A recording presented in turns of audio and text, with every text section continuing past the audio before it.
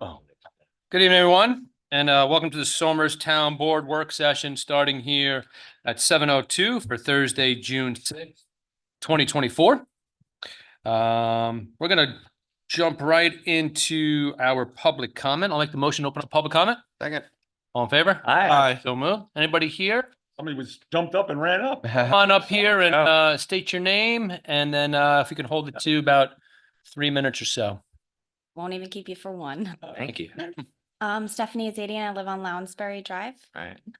Tonight I would like to start off by thanking all of you for your continued efforts in voicing your opposition towards the proposed lithium-ion battery facility in Mayapack. Many residents see your continued efforts, and we truly thank you for everything you have done and everything you will continue to do to help us fight this. In the beginning of May, a new section of the Major Renewable Energy Development Program 94C was introduced. 94C is aimed at establishing an expedited review process for New York State renewable energy projects, thereby superseding the procedures outlined in Article 10 of the Public Service Law. 94C establishes the Office of Renewable Energy Siting to oversee the environmental review and permitting of proposed major renewable energy projects. This act constitutes as a blatant attempt to take away the constitutional powers of local government ruling over planning, zoning, and land use. While I do understand that Somers currently has a zoning code in place to prevent the applications of battery energy storage systems, it is extremely concerning to see the governor go after the roles and powers of local government in New York State. New York is a home rule state, and we want it to stay that way. It is imperative that all local town governments gather together to fight this infringement on local government rights. Last night at the Carmel Town Board meeting, Carmel approved a memorandum of opposition regarding this to be sent to the governor. I have a copy with me for your review. Tonight, I am asking the Somers Town Board to do the same and request a repeal on 94C and to encourage all other local governments to do the same. We must continue to do whatever we can to keep local control. Thank you. Thank you. Thank you. Can I get a copy of that? Well, you can give it Patty? to the town clerk. There it is. Always point over to Pat. Thank you. Thank you. Who sponsored that? No?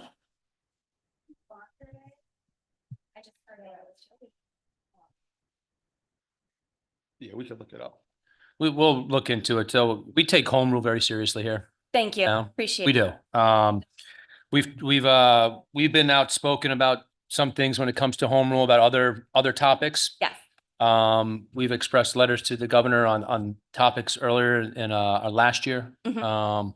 When it came to ADU and the TOD. Yep. We voiced our concerns about that. Thank you. And I think I can speak for a lot of supervisors in Westchester County, Putnam County, and all across New York State. Mhm. Everybody is believes in the home rule. So I think there will be we have to look into the 94C a little bit. Yeah. It's some of it's come across my desk, but I haven't really dived fully into the whole thing. But we will. And we've had some I've had some other conversations with other political figures and stuff like that who feel the same sentiment as I do. Thank you. I just think it's important. You guys know what's best for your residents. And the state has no reason to come in and overrule. So You a Somers resident? I'm sorry. I am on Yeah, Lounsbury. Lonsbury. You said Lonsbury. That's right. Yes. So thank you. Thank you All very right. much. Thanks, Stephanie. Anybody else? I hadn't planned on saying this, but hearing the comments, I happened to turn on the radio last night and there was a story about Copake, New York, where I actually spent lots of summers before I discovered Somers. Gorgeous area. And they're fighting, it's like 200 acres of solar panels. I'm all in favor of solar energy. It's great. They didn't consult the community at all. The community came up with proposals to make things better. They said, oh yeah, that's great. Totally ignored it. I think they've been fighting since 2017 and it still isn't settled. And I would like to echo the comments that it's outrageous for the state to do this. I remember Governor Hochul wanted to impose zoning restrictions or take away zoning restrictions so people could build anything anywhere. I didn't even know about this. As I say, I'm all for solar energy, but this is absolutely outrageous. And if any of you are working on something to get in touch with the governor and the top Democrats up there, I will be happy to join you. Thank you so much. Anybody else? Public comment? No? All right, then I'll make the motion to close that public comment. Second. All in favor? Aye. So moved. Matters of the town board update. Before we get on to our number one and proclamation here, just give you some updates about the town. We received a wonderful letter. And Chief Brian Linkletter sent it over to me for one of our officers here in town, Officer Cataldo. And I just want to read a little bit what was wrote about him. I'm writing to you this evening to express my heartfelt gratitude for the exemplary service provided by Officer Cataldo. His actions during a recent interaction with me demonstrated the highest standard of professionalism, compassion, and dedication, truly embodying the essence of what it means to protect and serve. Officer Cataldo is the very definition of protect and serve. His dedication to his duty and his commitment to the community are clear. He not only resolved the immediate issue, but also reinforced my trust in the police department and its mission to safeguard and support the community. I just wanted to pass that on and just wanted to say great job to Officer Cataldo. And our guys here are I feel are amazing at what they do. And we have a great police force. So I just wanted to Absolutely. read that to you guys as well. Also a little update for the town. AED cabinets have been installed yesterday at the park and over at Van Tassel. A couple weeks ago, we had approved the purchase of AED machines for our parks. So those have been installed. Also at the Parks and Rec, 300 campers this year. We are up 75 campers from last year, which is a great thing. So we have we didn't have as many counselors, and we have more counselors this year, so we're able to add more campers. There have been a few bear sightings around town. I know that social media was on fire a couple days ago about the bears. Yeah, they're bears, right? So Ring cameras catching. ring cameras are catching a You lot can of trail them all over by the ring cameras. and stay away, right? Let them do their own thing. Hopefully they're not gonna cause any damage. They may do something to your bird feeders or your garbage cans, but just stay away from it. If you're feared, call the state police and report it. And we've had some people question us and ask us, the town, are we going to take care of them? We're not going to move the bears from their location. They're just moving through and going around. So If I can add, go we ahead. had such an interesting presentation by the Somers Land Trust several Sundays ago with an expert from the Housatonic Conservancy or something like that, an expert on bears. It was so interesting. But the thing I took away from it was two things. One, get your bird feeders down April 1st. I didn't know that. They like that. And think of bears as just gigantic raccoons. That's what they say. They'll Yep. eat everything, anything that, they don't let them eat stuff. Those are the two things I remember. Thank you. And then the other thing too, today is D-Day, the invasion of Normandy, liberation of France, denying Germany any future exploration. So I just want to mention that as well. The greatest generation. Yeah. Oh, the fun fact. Well, There's a lot to be said on that. there's a lot to be said on that. Yeah. So let me head to there's- Yeah. let's head to the proclamation for LGBTQ plus Pride Month. I know, Mark, you're here today to accept the proclamation here. Whereas the town of Somers recognizes the achievements of the lesbian, gay, bisexual, transgender, and questioning LGBTQ plus, and whereas LGBTQ plus members have strengthened our community with their talents, creativity, and knowledge, and we come together to celebrate the progress we have made so far in pursuit of equality, regardless of color, ethnicity, religion, economic status, or gender. June is recognized as Gay Pride Month to honor the memory of the Stonewall Rebellion in New York City on June 1969. Now, therefore, be it resolved, the town of Somers recognizes and celebrates June 2024 as Gay Pride Month. And be it further resolved, the town of Somers stands as a community in acceptance of a diversity, regardless of religion, race, national origin, ethnicity, culture, or orientation, and believes as our nation's idea that we are all created equal. So, Here. Mark, I just want to come up and grab this here. On behalf of tens of millions of people, Mark Capel, around the world. Yes, thank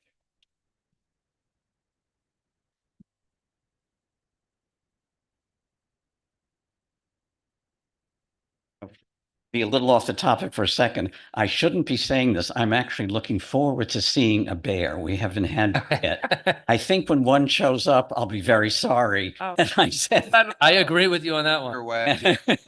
Call the supervisor's office. Oh, send them over to Mark Capella. and we're in the woods. We should be seeing bears.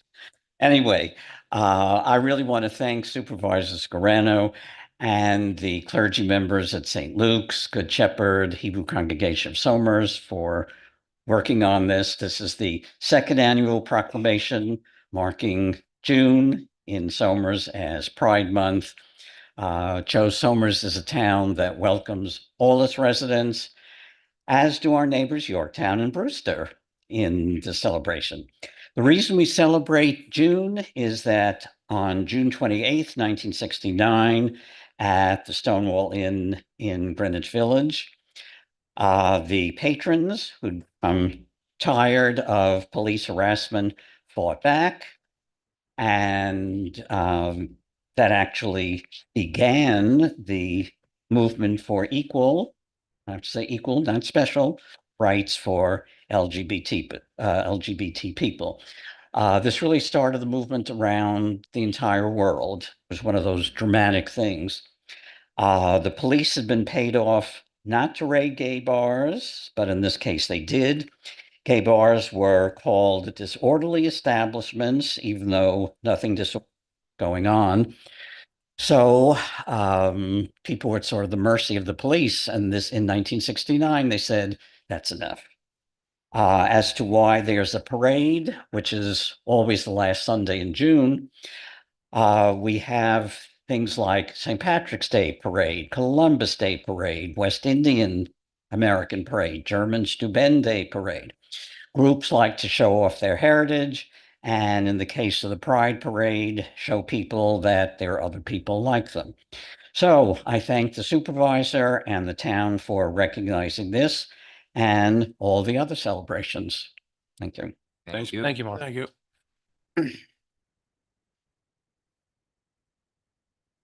Okay. You know, when people say like the world is not getting better, but the movement, at least in America over time, has been for greater equality. We look back on history and say, we didn't treat those people equally. We didn't treat those people equally or them. It could be gender, it could be race, it could be in this case, sexual orientation. But in those ways, things are getting better in the United States, moving toward that ideal of equal opportunity, equal treatment, equal respect for all people. So, you know, there's a lot of good news too. And I thank you, as you gave me a lesson several years ago, if you will remember, about when I said, oh, now I get it. And I thank you personally for what you did for me. All right, let's move on to number 2. Declare June 9th, 2024 as Race Amity Day in the town of Somers. We'll make the motion to declare that date as Race Amity Day. Second. All in favor? Aye. So moved. Number 3, Patty, we're going to remove to next week's agenda when we can have someone here to speak on it. Okay. Number 4 here, rescind the resolution from July. Oh, Fred, you want to come? Yeah, Fred's here. Fred, if you want to come up as kind of just. Yeah, the rest of this agenda is about Fred. Yeah. Right. So if you want to, I'll just give you since you're here, we'll give you the floor for. Sure. Yeah. Good evening. I guess, yeah, the first one up was about another vehicle purchase. So we just purchased a vehicle back in February for the department. Since then, our 2011 250 pickup is pretty much just done, beyond repair. The bed's rotted off, falling off. The exhaust is rotted, falling off. So again, we're down to 2 vehicles in the department. As you know, we've been trying to procure them for a while, since last year. Reached out to a few vendors and through contracts, so on and so forth. It's been tough to get vehicles. So we came on this contract with Robert Green Trucks out of Monticello, and they've been good. They've been able to keep stuff in stock, and we've been able to go off of their Onondaga contract that they had.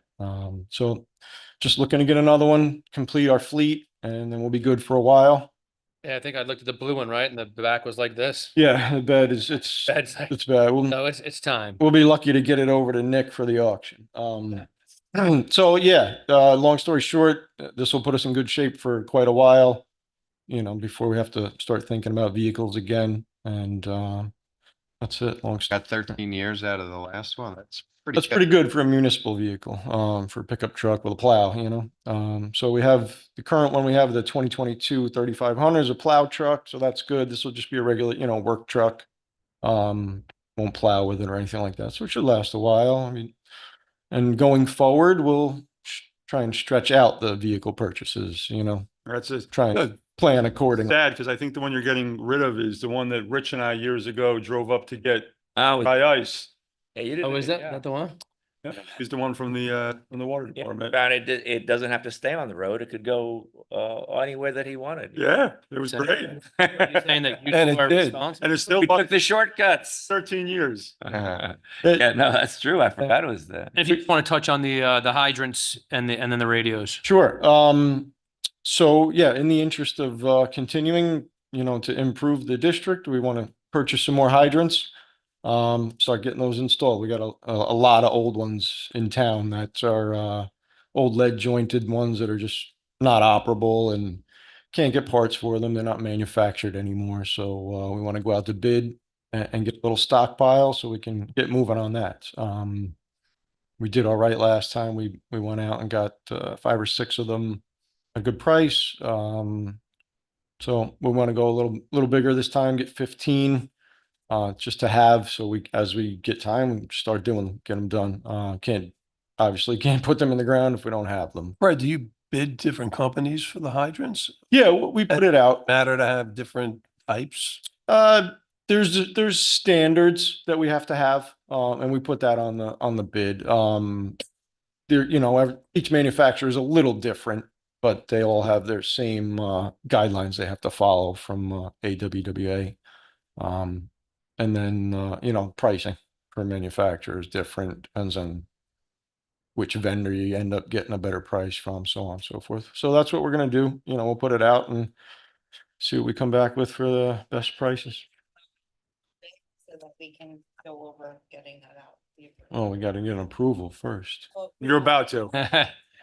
So If Patty says we're going to, we're going. Yeah. anyways, yeah, this will give us a good stockpile, and we'll be able to start moving towards getting some of that stuff done. It's been long. And talk about the radios for me, just so people understand why we're going out Right. there to get the radios. Right, so we've been using the automated meter reading system for a while now, even, you know, this is going back years now. But it's been a lengthy process to get all the accounts up to date. Some of them, most of the preserves, some in Shannon still, we're having to use the old touch read system. Some of them are manual visual reads. It's time consuming. Most of the system is automated. So looking to just outright purchase the rest of what we need to finish off those manual reads. Save us a lot of time, and you know, we won't have to go on people's properties. That's sometimes can be a hassle if there's a dog out, or, you know, it just delays the whole process. So you actually can read the meter from It's remote, yeah. from your truck? Yep, we just drive by with the little handheld system and it picks up the reading and we just keep going down the road.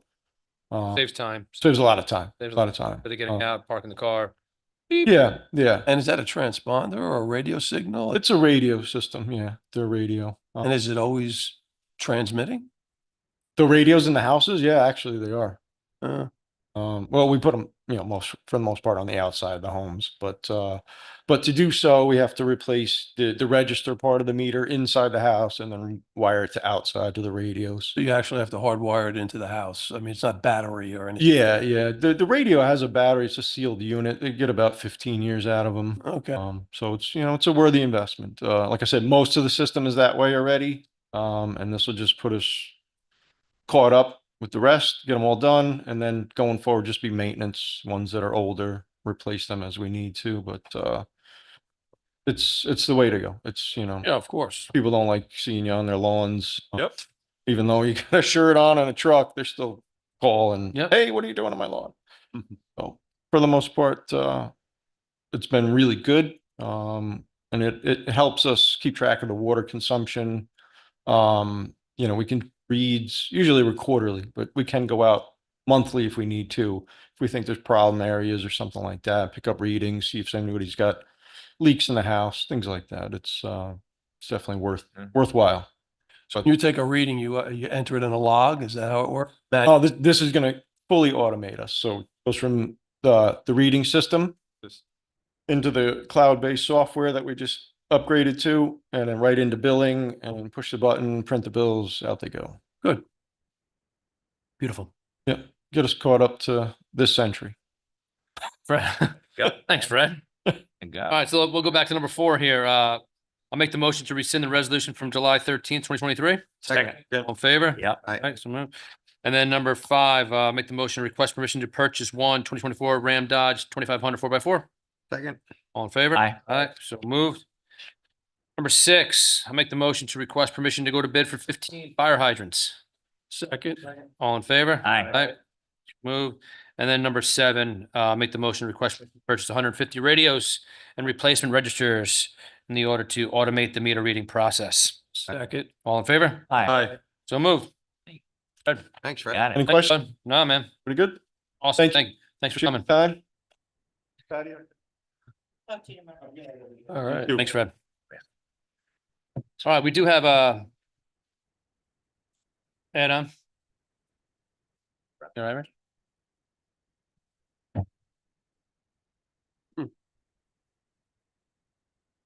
Okay, so let me go to shall I?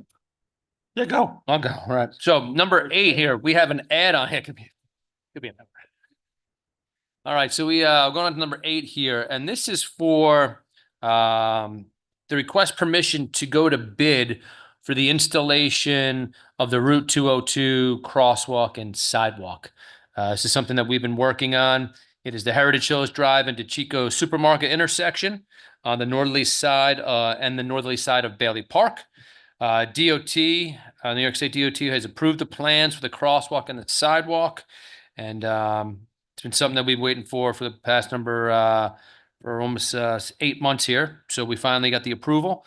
So I'd like to make the motion to request permission to go out to bid. Mr. Second. Supervisor, what's the price tag on that?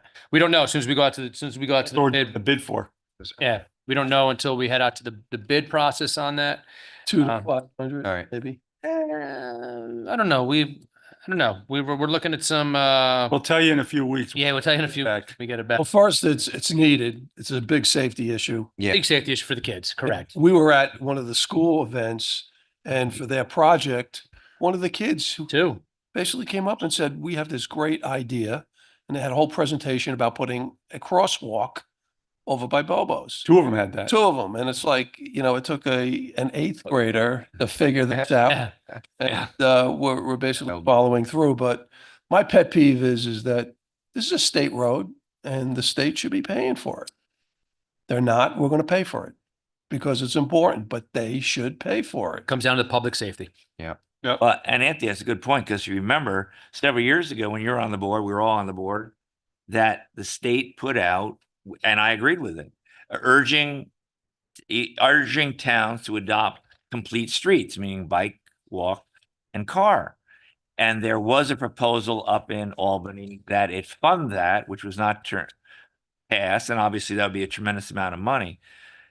So, but we adopted it in Somers, so do it. But then they came through and did 202, repaved it one night. Mary Beth was the supervisor then, didn't really notify the town, and never asked whether we wanted to create any sidewalk, bike lanes, or anything on the road.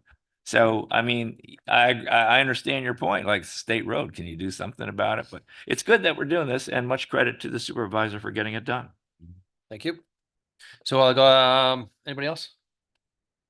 No, it's a good deal. All right, so I'll make the motion to request permission to go out to bid. Second. All in favor? Aye. So move.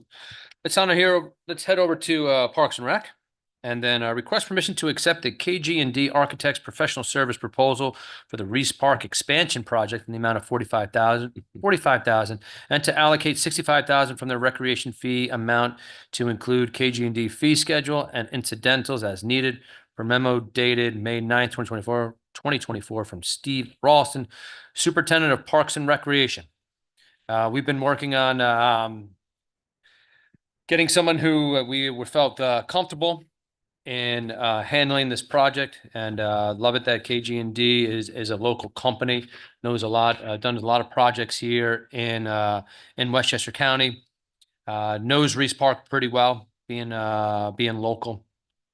We've had other proposals that came in. They were by far the best. Love to see that. And this is again to go out for the Reese Park expansion. Everybody may have been aware or not that the property land swap that was been in the works for about 10 to 15 years. We finally got that done where we swapped with the county, and then we have the 11 acres for the expansion. But we're looking at Reese Park as a reimagining the park for future generations to come. And Rich, you want to say anything about that? I know you've been on some of those meetings with me as well. Time coming. Yeah, we've been waiting, as Tom will remember, it's been imminent for 16 years that the swap was going to come with the state, and now it is. And then you say to yourself, okay, well, do we just add it on and put some things on this addition, or does that change the configuration of other things in the park? And is there a way to make more efficient use of the space or the parking? One thing that's definitely needed is an emergency exit from Reese Park. That's number one. Police have requested it. Anybody, who's paying any attention will see that's got to be first. And other things go around it. Do you put a splash park in? Do you move the tennis courts, keep them there? Does that mean more field space, etc.? But the way I've described it to people is, if you come in my living room, it's been the same thing for about 15 or 20 years. I can't imagine any better or any different. The couches are there, and the bookcase is over there. It fits perfect. Another person would come and go, "Are you nuts? You could make better use of this space. You're crazy." So, I live across the street from the park. Everybody here has been in the park for a long time. Maybe there is a better way, more efficient way, but certainly there's more room. What do we get? 9 acres on that, or 11 acres on that. And so we'll see what happens with it. But this is to give some creative energy to it, some proposals. People know what they're doing with and you got to be careful because it's a sensitive area with water going through it. So you can't touch some of the water that eventually goes into the reservoir. So there's a lot of things that have to be taken into consideration. That's why we bring in the experts. Exactly. So I think we all look forward to it. I certainly do. Great. I'll make the motion to request permission to accept KG&D's architectural professional services proposal. Second. All in favor? Aye. All right. Number 2 from Parks and Rec, authorize the supervisor to execute the updated public access defibrillation collaborative agreement with Westchester Regional EMS Council per memo dated May 22nd, 2024. Stephen Ralston, Superintendent of Parks and Recreation. And this goes right along with the AED machines that have been installed, and along with all of our AED machines throughout all our municipality buildings. It's just making sure that we are on this agreement here. I'll make the motion to authorize supervisor to execute. Second. All in favor? Aye. Moved. And then here, authorize hiring of day camp staff from July 1st to August 9th, 2024, to continue to hire as an as-needed basis pursuant to the county health counselor to camper ratio regulations per memo dated May 29th, 2024. Stephen Ralston, Superintendent of Parks and Recreation. And I mentioned it before that we are up in numbers, so we need to hire now. So make the motion to authorize the hiring. Second. All in favor? Aye. So moved. I recuse myself. Good news. And financial, no additional. Highway, no additional. Personnel, we do have current vacancies on our boards. If anybody wants to help out the town and serve on one of these boards, we'd love to have you on that. We have Affordable Housing Planning Board, Affordable Housing Board here. Please just send your contact information, maybe and a resume to my office, supervisor@somersny.com, and we'll get you scheduled to meet the rest of the guys here and the rest of the town board. See if you're a good fit. And then if we go on to number 3 on personnel, authorize the appointment of Martin Nip as probationary full-time maintenance mechanic repair in the buildings department, and in accordance with the CSEA contract Appendix B at a grade 4A step 2 at an salary of $55,518. Contingent upon the successful results of a physical drug test, reference background, and New York State driver's license check per memo dated May 30th, 2024 from Thomas J. Tuma Jr., Building Inspector, effective June 3rd, 2024. I've had the pleasure of meeting him. He's jumped in this week. He's been he likes to work, which is great. He loves to get projects done and turn them over. That's exactly what we need. We do have a lot of projects, so I think Martin's going to be a great fit here for the town. And it's a position that yeah, does a lot of work for all our municipality buildings. So he's got a lot of projects to take on and is already starting to get out of the way. So I look forward to giving him more projects. I'll make the motion to authorize their appointment. Second. All in favor? Aye. So moved. And then we'll acknowledge the resignation of Stephanie J. Keegan as a member of the Somers Library Board of Trustees effective May 16th, 2024. Also, we're going to acknowledge the appointment of Kayla Marsh to the Somers Library Board of Trustees to fill an unexpired term of Stephanie Keegan effective May 16th, 2024 and ending December 31st, 2025. And we're also going to acknowledge the appointment of Brian Schnapper to the Somers Library Board of Trustees to fill an unexpired term of Joanne DeMays effective May 16th, 2024 and ending December 31st, 2027. Planning and engineering, there's no additional business. Police, authorize the supervisor to execute the contract with Crossing Guard Services LLC of Stamford, Connecticut to provide crossing guards services for the Somers Intermediate School and Somers Middle School complex for school years 2024 to June 2027, 180 school calendar days per year, not to exceed 20,400 per year. And that was from Brian Linkletter, Chief of the Somers Police Department. I'd like to make the motion to authorize supervisor to execute. Second. All in favor? Aye. Aye. Okay, proposed consensus agenda. Nobody has anything there. We'll push that off to next week. Yeah. Calendar here coming up. June 13th, Town Board regular meeting, public hearing, proposed local law to amend Chapter 98 entitled Fire Prevention. Renumbering entitled Penalties and Offenses, boom. And also the pump house signage to read requiring areas with community water supply. We also have a public hearing for proposed local law to amend Chapter 170 entitled Zoning, entitled Accessory Apartments, 170-70E of the Code of the Town of Somers. July 11th, we are combining the two meetings, Town Board Work Session and our regular meeting. And again, on August 8th, we are combining them together for our work session and regular meeting. I'll do some announcements here, Patty, then we can get into the awesome fun facts that you may have. Stealing thunder. My bad. My bad. And then announcements here, Race Amity Day. And that is on June 9th, 2024. And that's going to be at Reese Park at 1 p.m. Family Garden Party, National Garden Week celebration, Lasden Park. That's also Sunday, June 9th, and that starts at 3. Town of Somers Blood Drive, Friday, June 14th, 1:30 to 7:30, right here at the Townhouse. Artist Senior Living of Somers, Ice Cream and Insights, Monday, June 17th, 1:30 to 2:30. That's at the Artist Senior Living. That's 51 Clayton Boulevard in Yorktown Heights. Assemblyman Matt Slater's Veteran Luncheon. That is Thursday, June 20th, and that's at 11 a.m. And that's at the Veterans Memorial Park, 201 Gipsby Trail, ROA, Carmel, New York.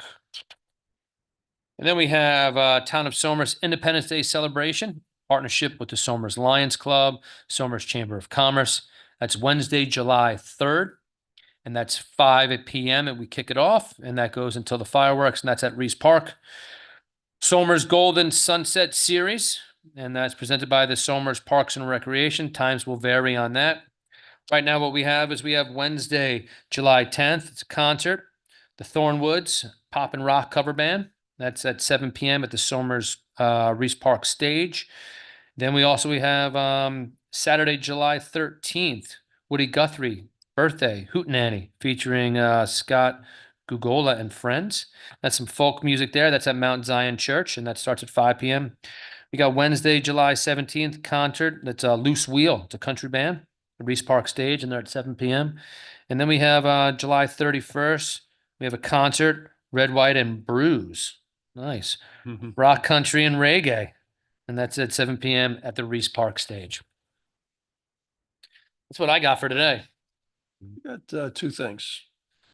Just one, you'll probably read about, you're going to read about this in the Somers Record, but the Somers Historic Society is the not-for-profit entity that supports the society. The president, Emil Antonaccio, retired. And a gentleman by the name of Jonathan Benjamin was unanimously elected. I think you might have met Jonathan at Yep. at At World Circus Day. World Circus Day. And he's what? He works at Muscoot? He does work at Muscoot, yes. He works at Muscoot and he was the MC for the World Circus. Comes So- from Indiana. That's going to be, that's going to be awesome. So he was unanimously elected. So are the board, they do a great job. And then secondly, Rob and I had an opportunity to attend a meeting with about how are we going to say about 100, About 100.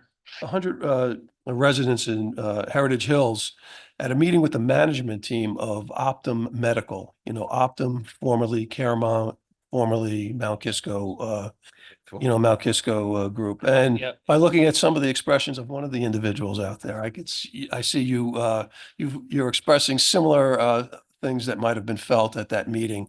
Look, we met with the management team, a gentleman by the name of Alex Kordsky, Lacey Clark, who was their external affairs person, and their client experience, individual, Maria Hale. And look, it was constructive. They're going through a transition for all the things that you've mentioned. Couple of things came out that I thought was constructive. They have if you go to their website, they have a telephone number. They also have an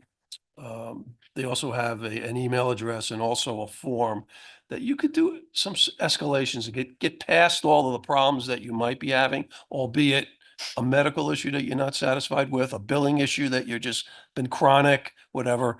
Their commitment to the individuals were, go to this here and you have access to this, and we can put out that telephone number and the like. But if you go to their site, that'll be there. And I don't want to put the supervisor's office in between all of this because they're a private company and so on. But you need a number, we'll get it to Put you. that on the website. The other thing is that, if you really listen to what they had to say, though, there's a lot of industry issues that they're grappling with. Not only them, but other healthcare providers. They talked about, the Medicare reduction that you're hearing in the national news right now. They're going to have to process that and absorb all of that. There's competition in getting healthcare providers right now. All the different providers are out there recruiting for people and they're competing with one another, and there's not enough doctors that they can pull from. So that's just aggravating the issue. And then just generally, the personal opinion, this is the art of medicine being institutionalized. I mean, things are changing. And, what we're feeling as a community is it's just that. But overall, the meeting was constructive, gave you an area to get access to them. And I think we'll see how this evolves. What I'd like to know about that meeting, maybe I would have got an appointment not 8 months out. Well, there you go. So You I talked directly to somebody. So Yeah. It's true. That's the issue they have. They have a big market share up here. That's not to say that there aren't other providers, but people are retiring. And it's kind of interesting when you reach a certain age and your healthcare professionals are retiring.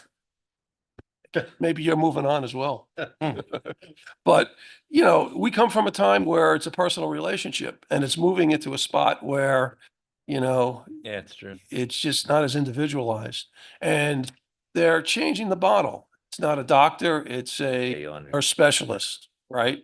Your wife is a, Pediatric nurse practitioner. well, that's your first line right now. And, you just have to, work through that process. So good meeting. And, we have contacts. I'll tell you what, I'll reach out and see how good they are. Well, look, I mean, they got some issues that they got to deal with organizationally for sure. I couldn't make the meeting because Huh? was at Optum, my wife's doctor. Same time as the meeting. They didn't put the meeting on the web or anything, on TV. That's very disappointing. I don't know. It was, well, no, I mean, This wasn't it was hosted up at the Heritage Hills, comp. I'm not sure why it was. I'm not sure. Town meeting, right? It wasn't a town meeting, no. It was, wasn't, no. I'm not sure why they didn't. Maybe they didn't. If there was question and answer, maybe they didn't want to. I don't know the reason. But, you know, it was well attended. We heard issues about, you know, medical issues, you know, the absence of getting appointments, billing issues that were chronic, you know, things that are industry issues that they're just grappling with. And, you know, their first remarks were, I apologize. So there was contrition there. They understood, you know, what was going on. But that doesn't remediate some of the things that they're dealing with. And so I think this, you know, this access to them, I think is a positive, step forward. But I don't think it's going to remediate some of the things we're feeling Okay. right away. All right. Thank Before you. we get to Patty's fun facts, anybody else have anything? Just one, as we know, today's the 80th anniversary of D-Day, a Herculean effort in history. I won't say anything further other than Robert, That's said fine. the second time. I Let said it's let right Patty- already. Patty, make I it, need to go over my fun, I'll make it more, Patty, not fun. That's not a fun fact, but that's the a, more, yeah. Well, what are the, I'm not going to steal Patty's thunder. What I do want to say is, I don't know if anybody knows it's D-Day right now. No. But 80th anniversary. I want to, I just want to congratulate all of the college graduates from May last month, of which my son was one. And the reason I say that is this is the COVID class. So most of these college graduates did not get to walk in a graduation in high school. You know, Tommy's was one of the better ones. It was in the Jefferson Valley Mall parking lot with a big screen, but others didn't have anything. They literally just went to the school and picked up their diploma. So for those who graduated in 2020 and were somehow able to persevere and do it in 4 years and get to walk across the stage, and I've seen many of my son's friends and kids that I coached and all that, I want to say congratulations to those who had to take some time off because of COVID. Congratulations to you too, and I look forward to seeing you know, next year pictures of you as you graduate from your higher learning institution.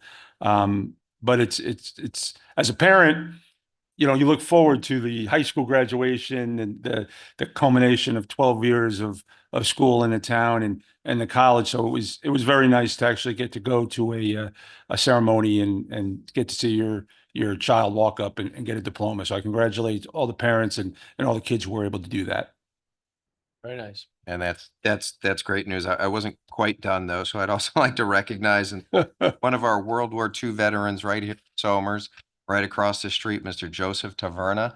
The number of World War II veterans is dwindling Yes. greatly. I don't know if we'll have any left on the 90th anniversary. Yeah. So I want to thank them and recognize them while we can. Rich, anything? Oh, I want to hear, Oh, good. I want to hear No, no. Patty. Hey, I want to hear. I want to hear Patty. 80th anniversary. Good. Now we're going to be here tonight. Look, June 6th is not really a great day in history. Mm. Of course, it's the 80th anniversary of the Allied forces landing in Normandy. I heard that. It is also the day that Robert F. Kennedy passed away from his assassination. Mm. In 2019, 50 years after the Stonewall incident, the police did a national apology for their roles and their ignorance. And then my good news for today is the New York Yankees are currently in first place and having a great time. And I'm going to watch the Dodgers play them Dad. tomorrow night. Mm, As far as, yeah, you going nice. as far as D-Day here. So this is like, if you're a historian, this is I know. because this is the most dramatic day of the 20th century. If they were not successful in this landing at Normandy, it is estimated if they were pushed back in the sea, you talk about hundreds of thousands of men in terms of soldiers and Navy and air. 90% of the Rangers who were dropped in, 90% of them were expected to die, 75 to 90% did.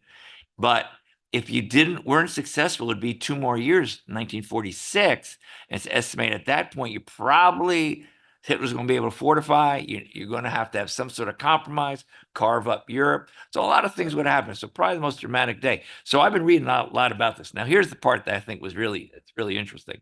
So it was landing at Normandy. Now, the closest part to England is Calais.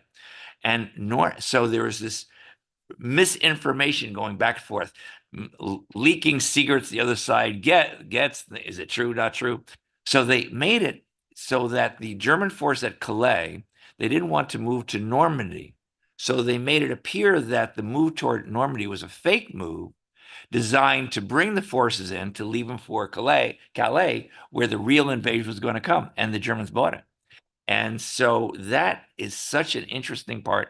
I can't wait one day to do it, to go there, and just reading about it, the spies and the secrets and the maneuvering like a good football team or basketball team of trying to get the other side to believe one thing while you're doing another is just fascinating. So to those people who are there, Bill, you're right. 80. There's some people who are 100 there, certainly a lot in their 90s. And many of them said they wouldn't miss this because they may not make, 85 or the 90th reunion after this. So, with the most dramatic day of the 20th century. Well, just reading about all of this stuff, there's another interesting time. A few days earlier in 1942, this took place in 1944, was the Battle of Midway. And that was a turning point, one of the turning points in the Yeah. Pacific, Yeah. where 4 Japanese carriers were either sunk or disabled, or 3 of them were. One got away, and I think the USS Yorktown was severely damaged in the whole setting. But that was the beginning of the turning of that war, at those operations in the Pacific. So it was a busy week in June. And what's interesting The about that, part, no ship not just saw the other ship. They're on the opposite, or over the horizons, all done via aircraft carriers, aircraft. No ship saw the ship of the other side in that key naval battle. Good one. all right. Well, Yeah. There you go. a lot of history. There you go. Thank you, everybody, for contributing to this. To the length of the meeting. I'm gonna. That was good stuff. Good stuff. Gotta give people money's worth here. I'm gonna make the motion to adjourn tonight's meeting. Second. All in favor? Aye. Aye. So move. Good night, everyone.